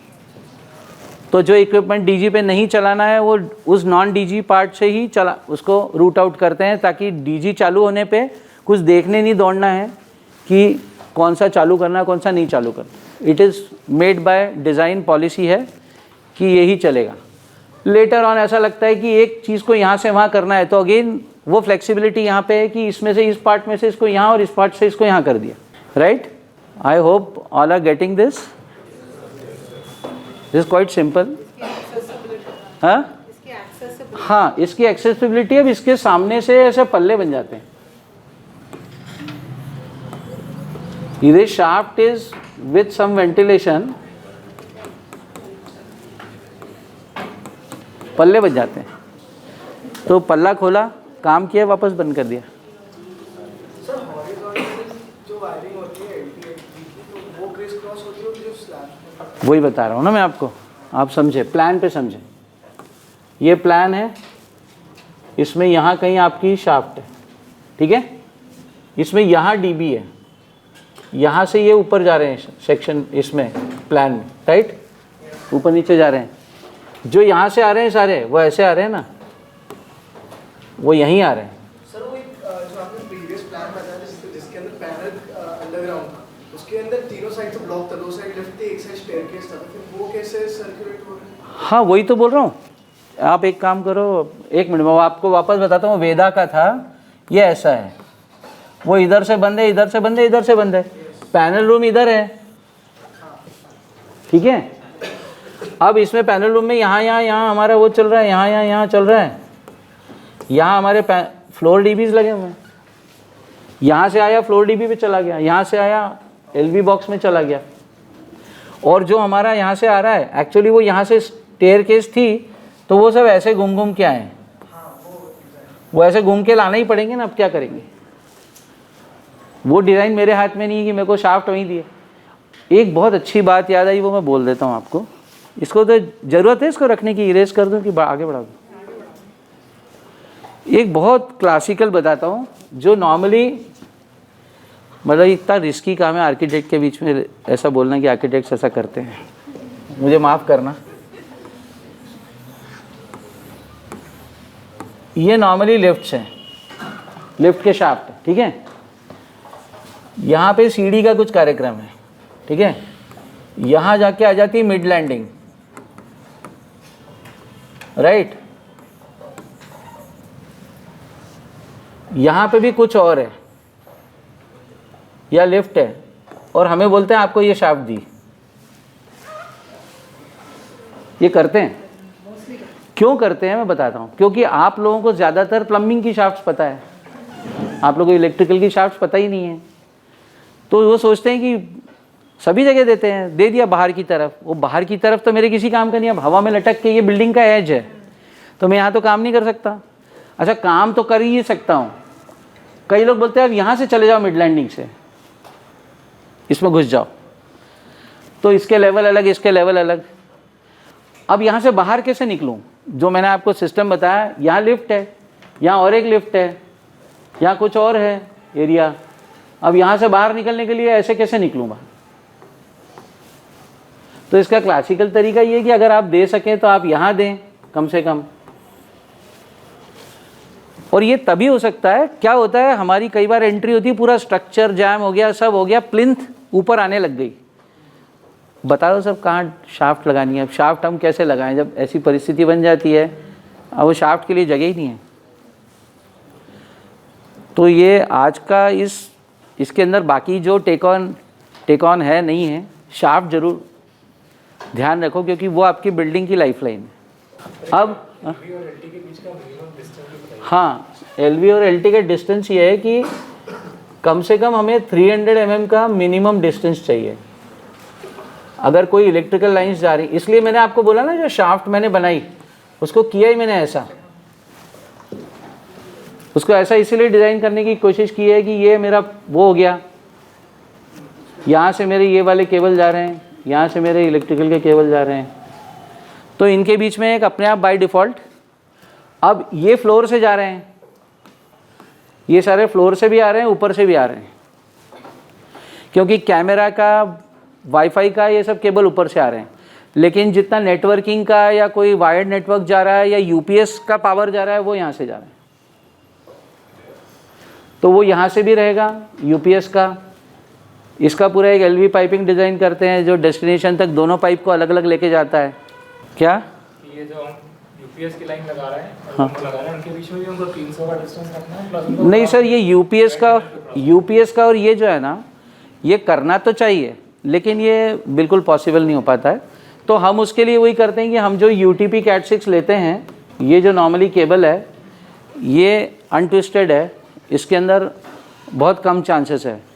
दूसरा ये कि जब हम ये लेते हैं तो इसको हम ये अलग अलग चलते हैं, पाइप हमारा अलग अलग रखते हैं। अब पीवीसी पाइप है आजकल तो पीवीसी पाइप से वो काफ़ी हद तक शील्ड हो जाता है, हमें उसकी इतनी ज़्यादा दिक्कत नहीं आती। लेकिन ये जब हम 2-2, 3-3 ऐसे स्ट्रे छोटे छोटे कर रहे हैं, वहाँ करते हैं। जहाँ आता है आपका कोई कंप्यूटर का पूरा डेटा सेंटर या ये आता है, उसमें तो फिर हमारी फ्लोर की पूरी वही आती है, फ्लोर रेसवे जाती है। तो फ्लोर रेसवे में, लेकिन अब आप फ्लोर रेसवे लेग्रांज जैसी कंपनी बनाती है इंटरनेशनली, अब इसमें कौन सा 300 का डिफरेंस आएगा? Just think of it, because the cables are not now progressing. अब ये यहाँ पे वो हम एलवी ले लेते हैं, इसके बीच में टेलीफोन ले लेते हैं, यही करते हैं, और यहाँ पे हम यूपीएस पावर ले लेते हैं। Any other questions? ये जो शाफ्ट इलेक्ट्रिकल शाफ्ट, इसमें हम लोग और क्या सर्विस इंक्लूड कर सकते हैं except from plumbing? No no no no no no no, plumbing तो यहाँ आएगी ही नहीं। प्लम्बिंग को एक्सक्लूड करके सिर्फ इलेक्ट्रिकल जो है, उसके बाद और कौन सी सर्विस हम लोग इंक्लूड कर सकते हो शाफ्ट? नहीं, मेरी शाफ्ट में तो आप इलेक्ट्रिकल ही रख सकते हो। No trace passing. एक्चुअली होता ही यही है। पर्सन टू आस्क कि आपके जगह पे और क्या? नहीं भाई, कब्जा हमारा ही है पूरा वहाँ। और आपको प्लम्बिंग शाफ्ट हमेशा आप अलग करते ही हैं, ठीक है। हम बल्कि कभी कभी प्लम्बिंग शाफ्ट यूज़ करते हैं, किन केसेस में बताते हैं आपको। जब होटल्स होते हैं और ऐसे 4-5 फ्लोर्स ऊपर जा रहे हैं और सारे रूम्स के वेंटिलेशन हो रही है, उस वेंटिलेशन के पाइप को हर जगह पे ऐसा ये करते हुए ले जा रहे हैं ऊपर, यू नो, ये एक सिस्टम है। और ऊपर जाके एक इनलाइन फैन लगता है, बस उसके लिए कभी कभी हमें हमारा आर्मर्ड केबल यहाँ इस रूट से कई बार प्ले करते हैं, just to make it safe. लेकिन हम प्लम्बिंग के एरिया में जाते ही नहीं हैं, ना हम जाएंगे ना वो आएंगे हमारे एरिया में। मतलब अब आपको शाफ्ट्स की बात करना है तो अपन शाफ्ट्स पे अलग से बात करते हैं। अब कौन कौन सी शाफ्ट्स हो सकती है? One is fire, one is electrical plus LV, right, one is plumbing, one is AC. तो ये 4 शाफ्ट्स तो मिनिमम आपको लगनी है।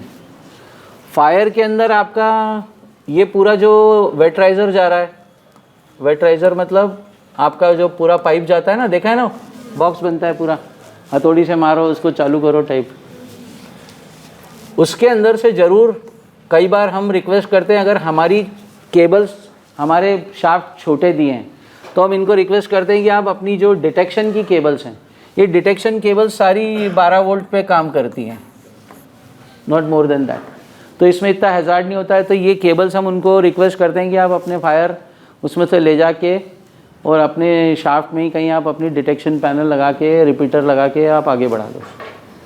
तो ये हम उनसे रिक्वेस्ट करते कई बार, क्योंकि हमको शाफ्ट हमने 6 फीट भी मांगी, 6 फीट मतलब क्या करोगे क्या इतनी बड़ी शाफ्ट?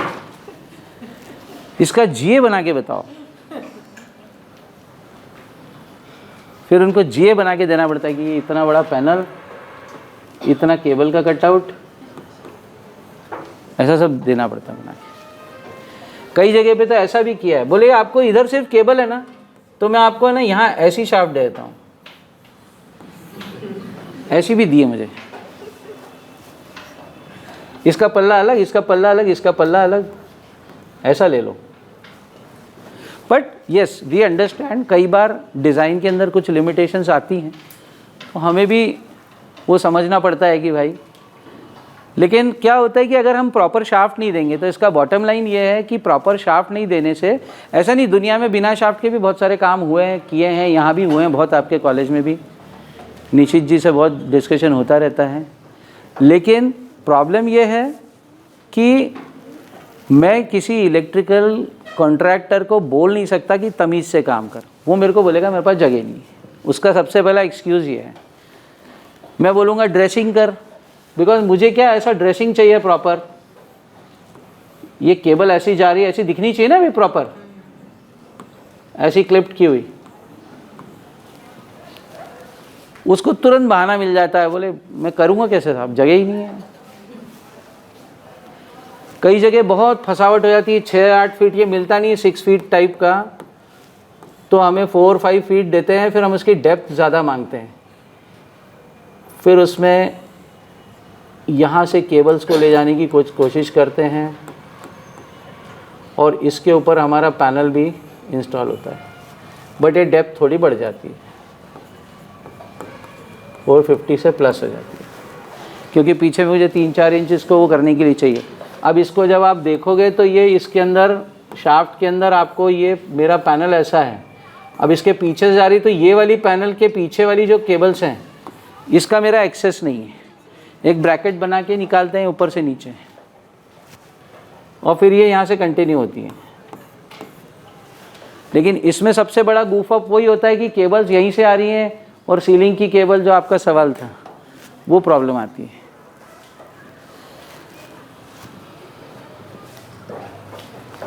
आइडियल शाफ्ट का डायमेंशन क्या होना चाहिए, लाइक लेंथ ब्रेड्थ वो दोनों मिला?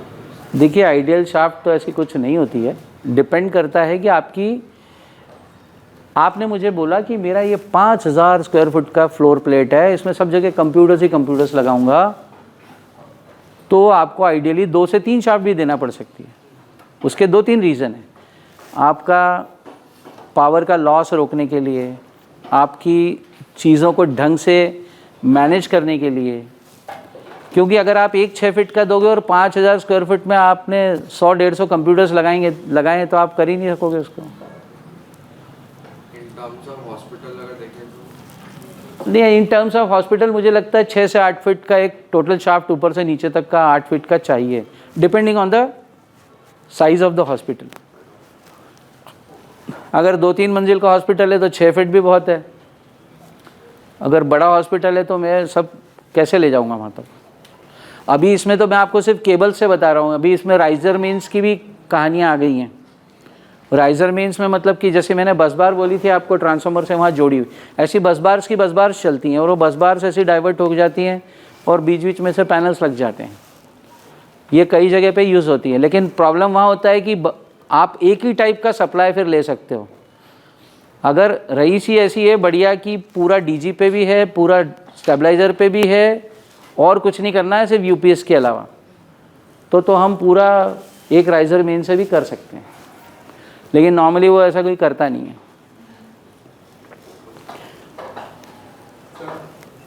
सर लाइक अगर देखो किसी बिल्डिंग में सोलर का प्रोविजन देना है, सोलर एनर्जी यूज करनी है, सोलर पैनल से, तो सर उसका सर्कुलेशन पे कैसा होता है? Very good question. I forgot that. The same shaft will be used.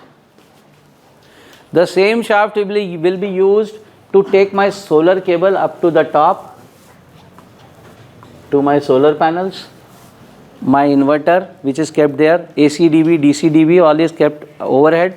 I will need earthings, so earthing will also come through this. यही इस शाफ्ट की इम्पोर्टेंस है कि इसमें से आप चीज़ों को प्रॉपरली ड्रेस करते हुए मैन्यूवर कर सकते हो, और ये आप ले जाके आपके मेन पैनल पे ले जाओगे।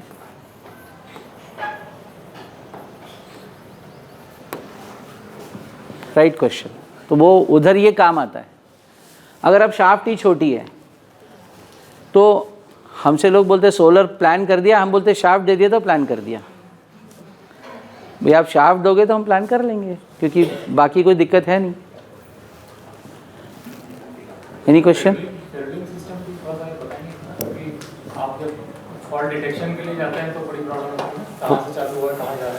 फेरुलिंग का देखिए, फेरुलिंग इनको सिर्फ समझना चाहिए। फेरुलिंग कुछ नहीं है, एक आइडेंटिफिकेशन का प्रोसीजर है। आप लोग किसी भी ड्राइंग में देखते हैं तो आप C1 लिखते हैं, एक कॉलम के साइज़ को C2 लिखते हैं, राइट। जिससे क्या होता है कि जो साइज़ का शेड्यूल बना है उससे हम समझ पाते हैं कि क्या है। वैसे एक फेरुलिंग का सिस्टम हो सकता है, जैसे अब LV के लिए ज़्यादा होता है वो काम में। अब जो हमारी केबल जा रही है तो आपने एक फेरुलिंग का सिस्टम बना लिया। अब ये कंप्यूटर 1 है तो C1, C2। अब एनवायरनमेंट समझो, कई जगह पे ऐसा होता है, एनवायरनमेंट भी अलग अलग होता है, कोई लिनक्स पे है, कोई किस पे है, तो C1L ये L वाला हो गया, ये दूसरे C1 C2 दूसरे हो गए, लाइक दिस। ऐसे फेरुल्स आते हैं येलो रंग कलर के, जो केबल्स के अंदर हम पियर्स कर सकते हैं और केबल के अंदर वो लगे रहते हैं। तो जब कोई आदमी उसकी केबल को ढूंढने आता है तो वहाँ से वो देख सकता है। Normally ferruling is used for control cabling. Control cabling को ढूंढना बहुत मुश्किल होता है क्योंकि एक जैसे सारे वायर्स होते हैं। तो अदरवाइज जो हमारे बाकी इलेक्ट्रिकल के केबल्स हैं, इनमें क्या करते हैं हम, ऐसा एक एल्यूमिनियम का या स्टील का एक छोटा सा पत्ती रहती है, उसको हम लोग उससे पंच कर लेते हैं कि ये कौन सी है भाई, ये 25 स्क्वायर में मैं कहाँ जा रही है, चिलर पे। तो ये केबल के ऊपर ऐसा टाई कर दिया जाता है। फेरुलिंग मतलब basically demarcation of cables on the route. लेकिन सर ने बोला, सॉरी टू से, अभी शाफ्ट के ही वांदे हैं, अब फेरुलिंग कहाँ हम करने का लोग इलेक्ट्रिकल कंसल्टेंट के सामने बेइज्जती हो जाएगी कि सर फेरुलिंग क्या होती है। नहीं, ferruling actually is actually a thing जहाँ पे हम कोई मशीन के पैनल्स और इसके लिए ज़्यादा इम्पॉर्टेंट हो जाती है, क्योंकि कंट्रोल केबल्स सारे एक ही रंग के होते हैं उसमें जो डले हैं, और नेटवर्किंग में भी है। लेकिन नेटवर्किंग में क्या है कि सर अपने यहाँ का सिस्टम ऐसा है, which should change, I agree to you, कि वो जो हम C1 C2 देते हैं, कितना ही C1 C2 दे दें, कंप्यूटर का वेंडर जब आता है तो बोलता है आपके ठेकेदार को भेज दो, वो केबल टेस्ट करा देगा। So that is a very bad practice. Ferrule अगर हम करके रख रहे हैं और हमने फेरूल कर दिया कि यहाँ ये नंबर का है और यहाँ ये नंबर का है, तो that detection becomes very easy. But कई बार हमने ऐसा उल्टा भी देखा है कि जब लोग है ना उसको ढंग से फेरूल नहीं करते हैं तो कन्फ्यूजन और बढ़ जाता है, बिकॉज आदमी टेस्ट करता नहीं है, C1 C1 मिला के कर देता है, और पता लगता है कहीं ऑड केसेस में 2 C1 या C2 जो है वो क्रॉस वो हो गए। But anyways everything has got plus minus, but yes ferruling is a very good idea and a better practice, and it is not a very new practice, it's a very old as old practice, वो करना चाहिए। But अब मुझे समझ में नहीं आता ना सर इनको किस लेवल तक और क्या बताऊँ, अभी मैं बताना चालू कर वो क्या anything else sir which comes in. So अगर हम पाइजो इलेक्ट्रिक टाइल्स जो होती हैं वो लगाएं हमारे फ्लोर में, तो उसके फिर कनेक्टिविटी को क्या होगा? देखिए पीजो इलेक्ट्रिक जो टाइल्स हैं अभी तो हमारे यहाँ पे आई नहीं है, इतनी मतलब पॉपुलर नहीं है, लेकिन उसमें कुछ भी नहीं है। Piezo electric is basically transducer. तो जब ये ट्रांसड्यूसर है तो ये ट्रांसड्यूसर के मॉड्यूल रहेंगे, ये सब है ना हुकअप हो जाते हैं। जैसे हम सोलर पैनल में हमारी सोलर पैनल्स कैसे हुकअप हो जाते हैं वैसे ही हुकअप हो जाते हैं और ऊपर से पैनल्स लग जाते हैं। इनके वजह जैसे हम चलेंगे जनरेशन होगा एक कन्वर्टर के थ्रू। वो एक्चुअली ये जो टाइप ऑफ एनर्जी है ना, ये जापान में दिखाते हैं कि उनके रेलवे स्टेशन पे लगा दिया और इतने लोग जा रहे थे, लेकिन है ना मैं आपको बताऊं कि हमारे जैसे गरीब देश में अभी ये वाइबल नहीं है, पहली बात। दूसरी बात, जो जनरेशन हो रहा है उससे है ना, उन्होंने तो क्या किया है कि अपना तिनका चूस लिया है पहले ही, तो उनको पीजो इलेक्ट्रिक और वो भी ठीक है, और बढ़ जाए चलो कोई बात नहीं है। और green energy idea is not wrong, your question is very right. But अभी क्या होता है कि हमारे यहाँ हर आदमी हमसे पूछता है ये कितने का है, वो कितनी एनर्जी बनाएगा, अरे बोले ये तो इतने % का भी रिटर्न नहीं है।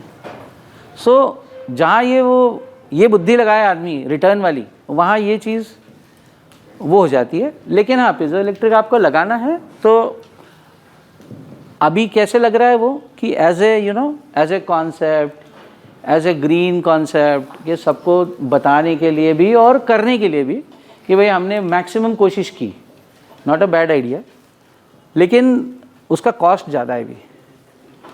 अब हम लोग इसको भी ग्रीन एनर्जी बोलते हैं। अब इसके ऊपर भी बड़ा डिबेट है जो हम सोलर को बोल रहे हैं। सोलर पैनल्स जहाँ बनते हैं और हम जब सोलर पैनल्स बना रहे हैं तो उसमें कितना कार्बन एमिशन कर रहे हैं, राइट? उसका एक बंदे ने कैलकुलेशन किया, बोले कोई फ़ायदा ही नहीं है, 0/0 है। इधर आपने कोल और वो सब रिसोर्सेज यूज़ करके, सिलिका यूज़ करके, फ्यूजिंग करके, प्रोसेस में इतनी एनर्जी यूज़ कर ली उसको बनाने में कि जो पैदा कर रहे हो वो उतनी तो बनाने में लगा दिया आपने। अभी इस पर बड़ा डिबेट है, इसीलिए इसमें चल रहा है जो काफ़ी अच्छा है कि अब जो सोलर पैनल्स आ रहे हैं उन सोलर पैनल्स में अब 1000 वाट तक का एक पैनल, जो 4x8 का पैनल आता है जो 300, 250, 300 से चालू हुआ 600 तक अभी आ गया है, 1000 तक की प्लानिंग चल रही है। तो उसमें कुछ सेविंग डेफिनेटली वो उसी एस्पेक्ट से चल रही है, क्योंकि अब उसमें बाईफेशियल आ गए हैं। बाईफेशियल मतलब वो नीचे से भी एनर्जी ले रहा है, ऊपर से भी ले रहा है। छत के ऊपर, छत पे आप जहाँ टिकाते हो वहाँ अच्छा सा आप वो प्रॉपर रिफ्लेक्टिव पेंट कर दो, इफ़िशिएंसी और बढ़ जाएगी। These things are coming up, we have to keep on chasing them, following them. Sir electrical room वगैरह लाइक कहाँ प्लान करना सुटेबल होता है? Yes, right question. जहाँ आपकी शाफ्ट से आपको उसका एक प्रॉपर डिस्टेंस अगर मिल रहा हो वहाँ प्लान करना उसको बेटर है, क्योंकि जितना आप एलबी रूम पास रखोगे शाफ्ट से और इलेक्ट्रिकल रूम भी रखोगे, इट इज़ ऑलवेज गुड। हम नॉर्मली कहीं देते हैं और हमको कई बार ऐसे लोग दे देते हैं कि आपको ये तो बड़ा रूम दे दिया साहब, आपको जो करना है कर लो, तो फिर हम इसको एलबी बना लेते हैं।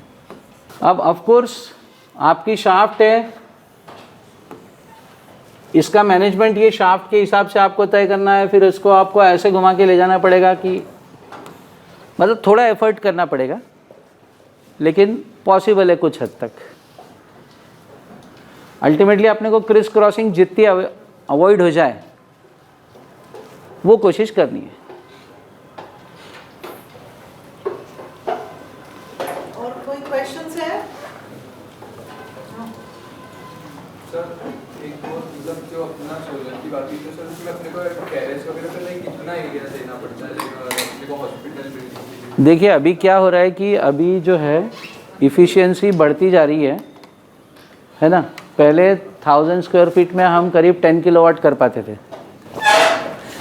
लेकिन अब हम करीब 750 के अंदर अंदर, और आने वाले दिनों में 500 से 600 स्क्वायर फीट के अंदर भी हम 10 किलोवाट्स कर लेंगे। तो footprint is reducing because panel efficiency is increasing. Solar में आपका इंटरेस्ट है तो बताऊं कि सोलर को भी इस प्रकार से प्लान करना चाहिए कि ऐसा लगता है कि बहुत हीट है और बहुत सन है तो उतना ज़्यादा जनरेशन होगा, ऐसा नहीं है। सोलर की भी जो पैनल की बेस्ट ऑफ द इफिशिएंसी वो 28-30 डिग्री पे ही है, नॉट बियॉन्ड दैट। तो बहुत ज़्यादा हीट होती है तो भी इफिशिएंसी डाउन होती है। अभी उसकी कंडीशनिंग पे और उसके डिज़ाइन पे और बहुत सारे लोग काम कर रहे हैं। सर एक और मतलब लाइक जो अपना रेजिडेंशियल में होता है जैसे सोलर का जो रहता है, तो एक तो मतलब अपन जो एमपीडी में प्रोवाइड कर देते हैं जो जनरेशन होता है वो तो अपना बिल में कट जाता है। तो ऐसा कुछ मतलब हॉस्पिटल और इन बिल्डिंग्स में भी होता है या अपन डायरेक्ट यूज़ करते हैं उसको? देखिए आपको कभी भी सोलर के ऊपर आज के समय में बैटरी लगा के स्टोर करना is not a good idea, because उसकी एक वापस कॉस्ट है आपकी हमेशा के लिए कि हर 3-4 साल 5 साल में बैटरी चेंज करो। तो दूसरा सिस्टम जो है वो ऑन ग्रिड है, जिससे आपने बोला। ऑन ग्रिड का मतलब ये है कि जो इन्वर्टर है वो इन्वर्टर एक सिंक्रोनाइज्ड इन्वर्टर है। वो सिंक्रोनाइज्ड इन्वर्टर से क्या होता है कि आप जितना अपना ये कर रहे हैं और आपकी सिस्टम में वो पहले प्रायोरिटी पे आपके सिस्टम को दे देगा वो पावर। अगर उसमें से बच रहा है तो एमपीबी को जाएगा, राइट। और जहाँ तक हॉस्पिटल्स का सवाल है, आप हॉस्पिटल या किसी भी बिल्डिंग के लिए आप आज की डेट में इंदौर में तो कोई समस्या ही नहीं है, क्योंकि Indore is already solar city declare किया है। तो आपको वेरी इजीली आप कर सकते हो, जितनी बड़ी टेरेस हो आप बना सकते हो। नंबर 2, इसमें ये सिडबी सिडको वगैरह ये लोग जो स्मॉल इसके वो मिलते हैं लोन्स, 5 करोड़ तक के लोन भी दे रही है गवर्नमेंट, बहुत सॉफ्ट लोन है। बस यू हैव टू प्रॉपरली एक आपको वो करना है। तीसरी चीज़, आपके पास उज्जैन इंदौर के बीच में एक जगह है बड़ी, वहाँ आप 500 किलोवाट पीक लगा सकते हो, समझो। तो उतना आप लेके और आप कहीं भी वो सप्लाई आप अवेल कर सकते हो, उसका व्हीलिंग दे देती है एमपीवी। मतलब उनकी ग्रिड से वो पावर वहाँ के वहाँ उनकी ग्रिड्स पे सप्लाई हो जाती है और उसके मीटरिंग से पता लग जाता है कितने यूनिट्स बिजली आपने दी। उसको आप अपने 3 या 4 इंस्टॉलेशन पे भी उसको आप यूज़ कर सकते हो, बट 500 किलोवाट मिनिमम होना चाहिए। सर लाइक मतलब ये जो अपनी जो सोलर से अपना जो जनरेट होता है सर वो शायद डीसी रहता है, तो अपने जो हॉस्पिटल में अपने को अगर डायरेक्ट यूज़ करना है तो उसके लिए फिर अपने को कुछ इंस्टॉलेशन वगैरह? देखिए डीसी रहता है, लेकिन वो डीसी के बाद में अल्टीमेटली वो आपके इक्विपमेंट कोई भी डीसी नहीं है, इक्विपमेंट एसी ही है। तो हम उस डीसी को बेसिकली इन्वर्ट करते हैं, जो इन्वर्टर हम बोल रहे हैं वहाँ आपकी अलग अलग हार्नेसेस आ गई। एक हार्नेस की भी अपनी करंट कैरिंग कैपेसिटी का वो है, उसके हिसाब से उसके अंदर आईजीबीटी रिएक्टर वो लगे हुए हैं ट्रांजिस्टर्स, उसके थ्रू आप उसको डीसी से एसी में कन्वर्ट कर रहे हो और एसी से आपने सिंक्रोनाइज कर दिया अब वो उसको आपने लेके आ गए 4, जैसे सिंगल फेज का है तो 230 और 3 फेज का है तो 440 पे आपने कन्वर्ट कर लिया. Then you are connecting it to your grid. Now it depends, उसमें एक तरह का एक इंटरलॉक है और एक सिंक्रोनाइजेशन है बेसिकली. तो आपकी रिक्वायरमेंट है तो वो सप्लाई आप ही यूज़ करोगे. आपके घर के रिक्वायरमेंट है, आपके प्लेस के रिक्वायरमेंट नहीं है तो वो चली जाएगी. जो चली जाएगी उसका मीटर लगा हुआ है, वो मीटर नेट मीटरिंग वाला मीटर है, तो उसमें ऑब्वियसली आपका आना और जाना दोनों का रजिस्टर है. उसी से आप पता कर लोगे कि कितनी आई थी, कितनी गई थी. जितनी गई थी वो माइनस हो गई और उतने का बिल आ गया आपको. सर अपने इन्वर्टर को कितना स्पेस लगता होगा कैसे इन्वर्टर, क्योंकि इलेक्ट्रिसिटी जनरेट होती है ज़्यादा. देखिए इन्वर्टर कोई भी है ना 5-10 kV से ज़्यादा लगाता नहीं है. ये मैं जनरल बैकअप की बात कर रहा हूँ, सोलर इन्वर्टर की बात नहीं कर रहा हूँ. आप सोलर की बोल रहे हो. सोलर के लिए तो फिर स्काई इज़ द लिमिट. मतलब ऐसे बड़े बड़े इतने बड़े बड़े इन्वर्टर आएंगे 50 kVA वाले, बिकॉज अल्टीमेटली उनको उतना पावर हैंडल करना है ना. हमारा एक वाटर पार्क का प्रोजेक्ट आ रहा है, वहाँ हम 400 किलोवाट लगा रहे हैं. एमरल्ड हाइट्स में हमारे 250 और 150 2 चल रहे हैं.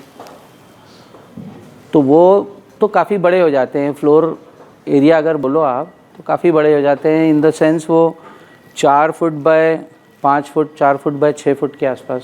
लेकिन नॉर्मली हम लोग क्या करते हैं, नॉर्मली हम पूरा एक बड़ा इन्वर्टर नहीं लेते हैं, उसको थोड़ा बाइफरगेटेड स्ट्रिंग्स करते हैं ताकि किसी प्रॉब्लम में हम उसको हैंडल कर पाएँ. मतलब कम से कम हमारा जनरेशन एकदम से बंद नहीं हो जाए. तो जैसे हम 150 यूज़ करते हैं तो वहाँ 50x2 भी यूज़ करते हैं, 200 यूज़ करते हैं तो 100x2 भी यूज़ करते हैं, 50x4 भी यूज़ करते हैं. It will all depend on the situation, because solar का पूरा डिज़ाइनिंग ऑल टुगेदर